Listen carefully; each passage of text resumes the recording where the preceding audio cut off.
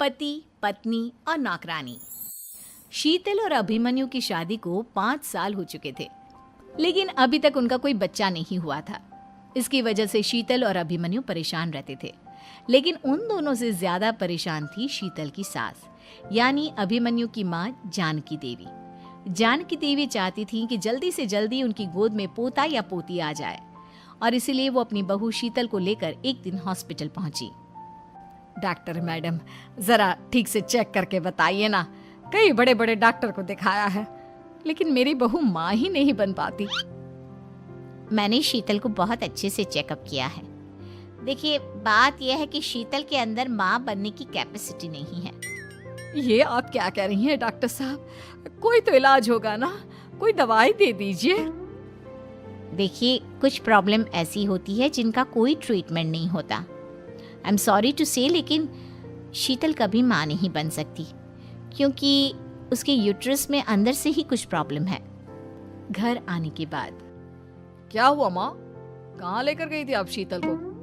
अरे कहाँ लेकर जाती, डॉक्टर मैडम के पास ले गई थी, लेकिन तेरी बीवी तो कभी माँ बन ही नहीं सकती। मम्मी जी, इसमें मेरी क्या गलती?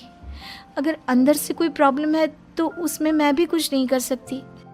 जानती हूँ, ये बात डॉक्टर के मुंह से सुन चुकी हूँ। अब दोबारा मेरे सामने इस बात का गाना मत गा। अरे माँ, परेशान होने की जरूरत नहीं है, हम सोचते हैं ना कुछ। अरे क्या सोचेगा तू? जब डॉक्टर कह चुका है कि तेरी बीवी माँ नहीं बन सकती, तो बता क्या सोचेगा तू? कहाँ से लाएगा बच्चा? माँ, ये तो मैं भी नहीं जानता। अभिमन्यु, क्यों ना हम अनाथ आश्रम से एक बच्चा गोद ले आए? क्या फर्क पड़ता है बच्चा हमारा हो या गोद लिया हुआ? हाय, बड़ी बातें बनाने वाली। क्या फर्क पड़ता है? अरे क्यों फर्क नहीं पड़ता? मुझे इस वंश को आगे बढ़ाने के लिए मेरे बेटे का खून चाहिए, किसी दूसरे का नहीं। लेकिन माँ, आप जानती हैं कि ये अब पॉसिबल नहीं है। मैं कुछ नहीं जानती। मैं किसी पराये की औलाद को इस घर में अपना पोता या पोती बन के बढ़ता हुआ नहीं देख सकती। मेरा वंश मेरे बेटे के खून से ही आगे बढ़ेगा। लेकिन मम्मी जी, ऐसा कैसे हो पाएगा? आप अच्छी तरह जानती है ना, मेरा और अभिमन्यु का बच्चा नहीं हो सकता। तो मैं अपने बेटे की दूसरी शादी करवाऊंगी, और अपनी दूसरी बीवी से ये मुझे बच्चा पैदा करके देगा। ये आप क्या कह रही हैं माँ? मैं किसी और से शादी नहीं करने वाला। मेरे रहते हुए आप अभिमन्यु की शादी किसी और से करवाएंगी? मम्मी जी, आप ऐसा कैसे कर सकती हैं? तू बस देखती जा बहू, मैं ऐसा कैसे कर सकती हूँ। कुछ दिनों के बाद, अभिमन्यु, मैंने तेरे लिए लड़की ढूंढ ली है। माँ, मैं आपको कितनी बार समझाऊं, मुझे किसी से शादी नहीं करनी है। पहले मेरी बात सुन।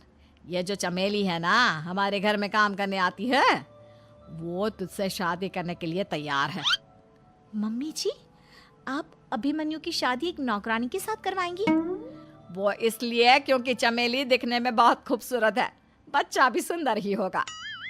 मम्मी जी, लेकिन एक बच्चे के लिए अपने बेटे की शादी नौकरानी के साथ करवाना, क्या ये सही है?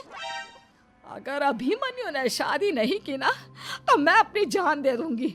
अब देख लो, अगर तुम्हें अपनी माँ की जान प्यारी है तो तुम्हें इस नौकरानी के साथ शादी करनी ही होगी। इस तरह जानकी देवी अपने बेटे अभिमन्यु की शादी नौकरानी चमेली के साथ करवा देती है। कुछ दिनों के बाद, नौकरानी से मालकिन बन के तो मजा आ गया। अब तो मैं इस घर की मालकिन हूँ। देखो, अपने आप को ज्यादा मालकिन समझने की कोशिश मत करो। एक बार तुम्हारा और अभिमन्यु का बच्चा इस दुनिया में आ जाए, उसके बाद तुम इस घर से हमेशा के लिए चली जाना। अरे जाओ जाओ, किसी और के आगे बातें बनाना। एक बच्चा तो पैदा नहीं कर सकी, बढ़िया आई। जाओ, जाकर मेरे लिए कॉफी बना कर लाओ। नौकरानी मैं हूँ या तुम? मम्मी जी, देखिए ना शीतल मुझसे किस तरह से बात कर रही है। शीतल, तुम्हें पता है ना चमेली प्रेग्नेंट है, मेरे बेटे के बच्चे की माँ बनने वाली है। वो जैसा कहती है वैसा करो। लेकिन मम्मी जी, वो मुझे नौकरों की तरह ट्रीट कर रही है। अरे तो करेगी ना, वैसे भी बहू तुम हो किस काम की? एक बच्चा तो पैदा नहीं कर सकती। जाओ, अब घर के सारे काम करो और चमेली को आराम करने दो।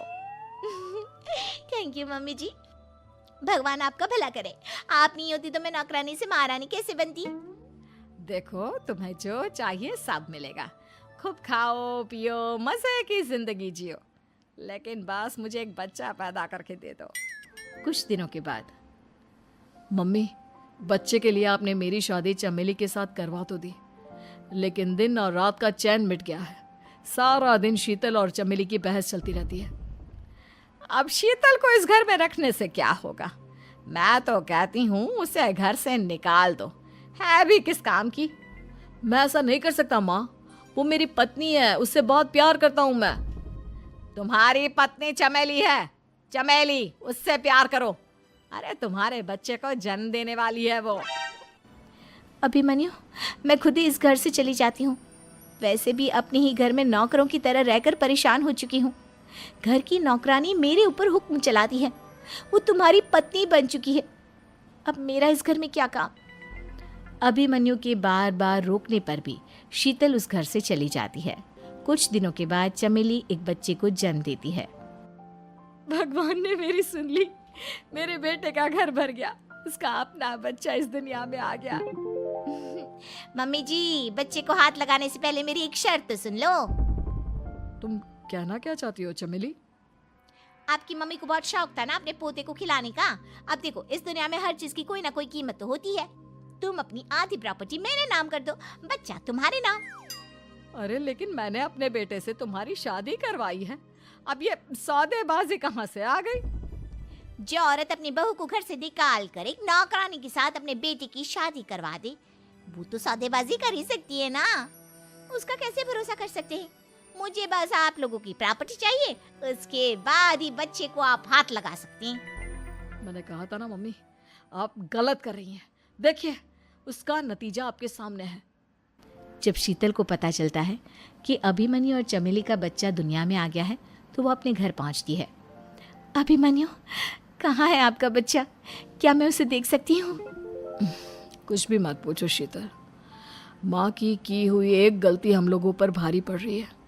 वो नौकरानी अपनी औकात पर आ गई है और अब हमसे अपनी आधी प्रॉपर्टी मांग रही है, वो भी बच्चे के बदले में।